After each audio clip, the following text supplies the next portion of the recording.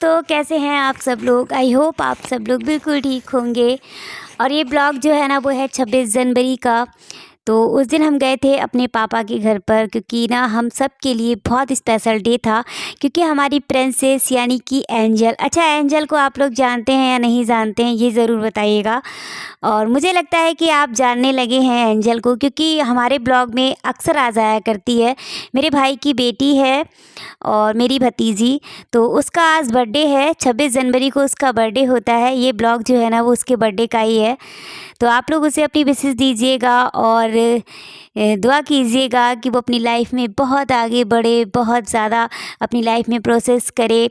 पढ़ने में तो हमारी एंजल है ही अच्छी, और मतलब उसका मकसद है ना आईएएस बनने का। तो आप लोग उसे विशेस दीजिएगा कि उसका ये जो मतलब मकसद है ना वो कंप्लीट हो जाए, पूरा हो जाए।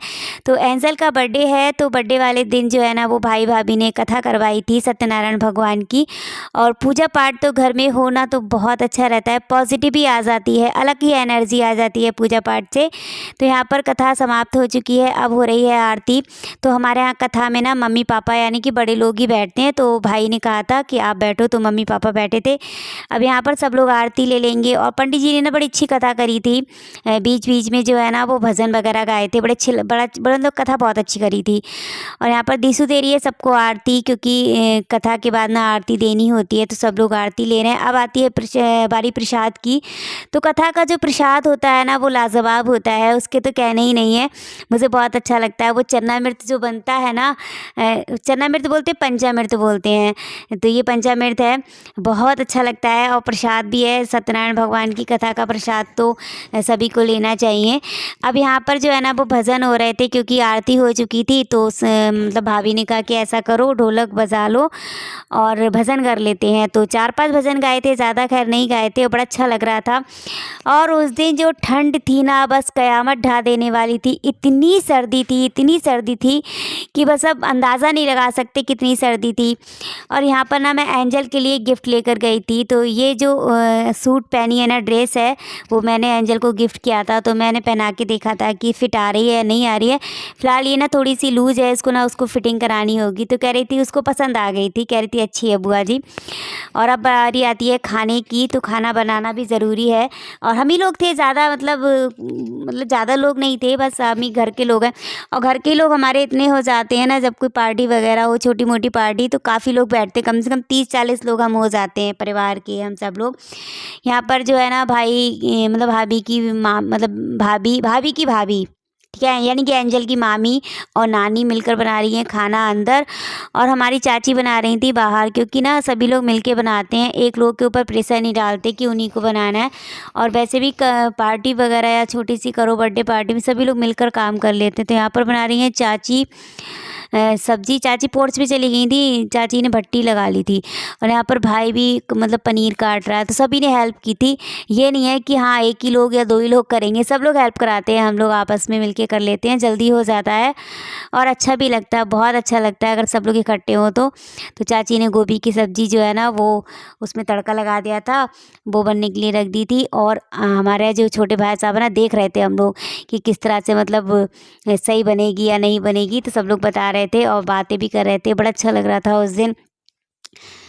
तो एंजल जो है हमारी पूरे 12 साल यानी कि 12 साल की हो चुकी है, और एंजल भी बहुत खुश थी। और यहाँ पर ना भाभी की जो बहन है ना वो आई हुई है, मेरी भाभी की बहन है, तो ये भी आई हुई थी।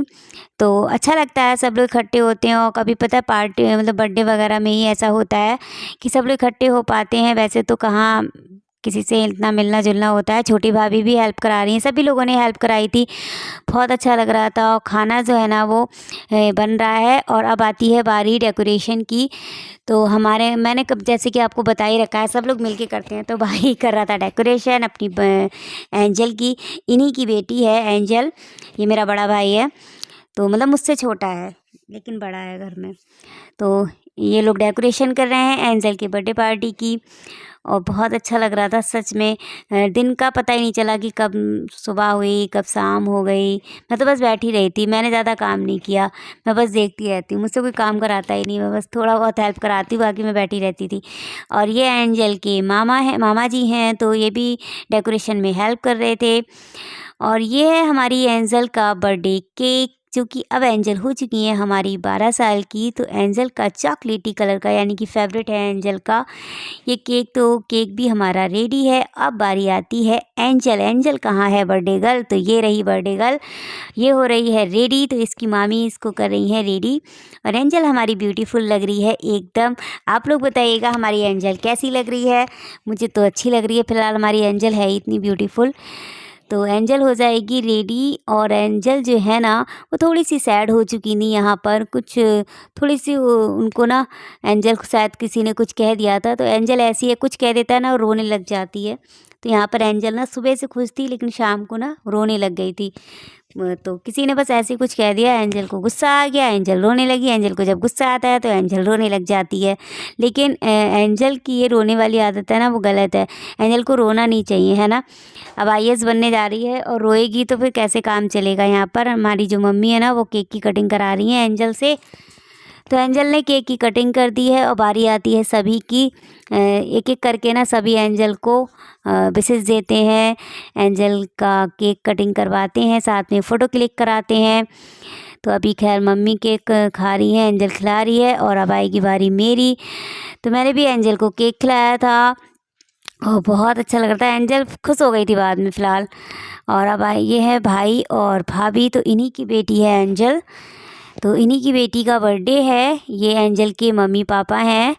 तो एंजल जो है ना बाद में सब लोगों ने मना लिया था, एंजल खुश हो गई थी बाद में। एंजल ऐसी है, रोने लग जाती है छोटी छोटी बातों में। तो चलिए फ़िलहाल, और ये है हमारे पापा। और पापा का पता है क्या रहता है सीन, कि पापा को लगता है हमारे फ़ोटो क्लिक हो रहे हैं, वीडियो बनता है, उनको लगता है फ़ोटो खींचे जा रहे हैं, तो वो एकदम सावधान इंडिया की तरह खड़े हो जाते हैं। चलिए केक कटिंग हो चुकी है और अब बारी आती है खाने की। तो खाना ऑलमोस्ट सब लोग बना ही लिया था सभी ने, बस पूड़ियाँ बनने को रह गई थी। तो यहाँ पर पूड़ियाँ बन रही हैं। और सबसे पहले क्या होता है, ऐसा हमारे यहाँ कोई प्रोग्राम होता है ना, तो जैसे कि कन्याएँ होती हैं ना, उनको खिलाया जाता है सबसे पहले। तो यहाँ पर सबसे पहले खाएंगी कन्याएँ, यही हमारे घर की कन्याएँ हैं। तो इन लोगों को पहले खाना खिला के और उसके बाद हम सब लोग खाएंगे। तो सैलेड वगैरह सब रेडी है और अब खा लूँगी मैं खाना, क्योंकि हमें ना घर आना था और टाइम हो गया था, 9:30 बज गए थे। तो चलिए हम भी खा लेते हैं और साथ ही आप भी खा लीजिए एंजल के बर्थडे का खाना।